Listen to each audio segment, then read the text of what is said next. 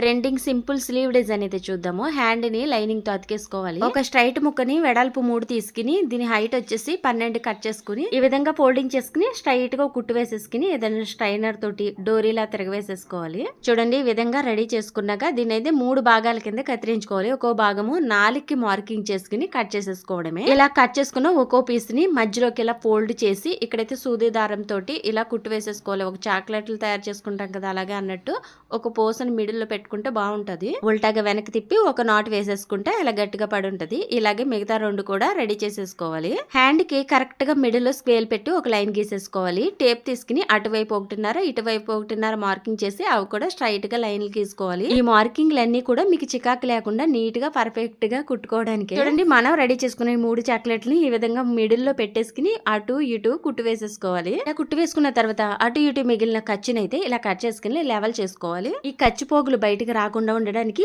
ఎంతో కాదు ఒక పావించేలా ఫోల్డింగ్ చేసి అటు ఇటు కూడా కుట్టుకోవాలి. అంతే డిజైన్ అయితే రెడీ అయినట్టే. దీనికైతే ఏదైనా మంచి లేస్ ని కుట్టుకుంటే చాలా బాగుంటదండి. చూడండి కుట్టు మీదే ఒక లేస్ ని తీసుకుని ఈ విధంగా పెట్టేసుకుని ఇటు సైడ్ అండ్ అటు సైడ్ కూడా ఇలా కుట్టు వేసేసుకోవాలి ఎల్లాకారంలో. చూడండి ఒక వైపునైతే వేస్తాను, ఇంకో వైపునైతే ఈ విధంగా వేసేసుకోవడమే. లేస్ ని అయితే ఒక కుట్టు వేసుకుంటే సరిపోద్ది, చిన్న లేసే కదా. చాలా సింపుల్ గా ఈ కొలతలతో కుట్టుకుంటే యూనిక్ గా చాలా ట్రెండింగ్ గా బాగుంటది. ఈ డిజైన్ చాలా సింపుల్ గా బాగుంది కదా. తక్కువ టైంలో మంచి డిజైన్. ఇలా చూస్తే కదా కట్టుకుంటే బాగుంటది. వీడియోకి ఒక లైక్ చేయండి. బాయ్.